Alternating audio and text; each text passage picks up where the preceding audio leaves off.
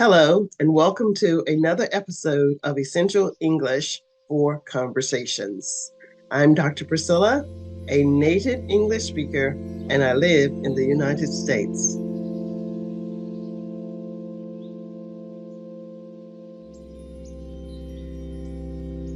In a world of words, today's pick is Credence.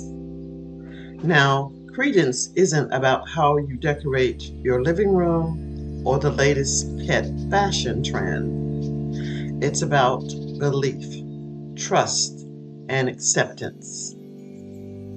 When you give credence to something, you're saying it's credible, believable, worth your trust.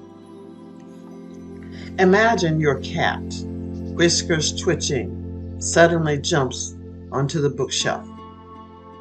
You'd probably give credence to the idea that she saw a bug, right? Or your dog, usually as cool as a cucumber, starts barking, and at the empty hallway, you see nothing.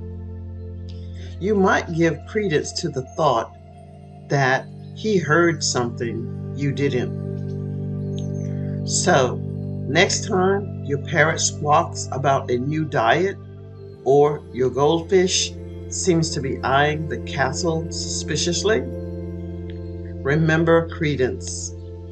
But in the end, it's all about what we choose to believe. And remember to keep exploring the world of words.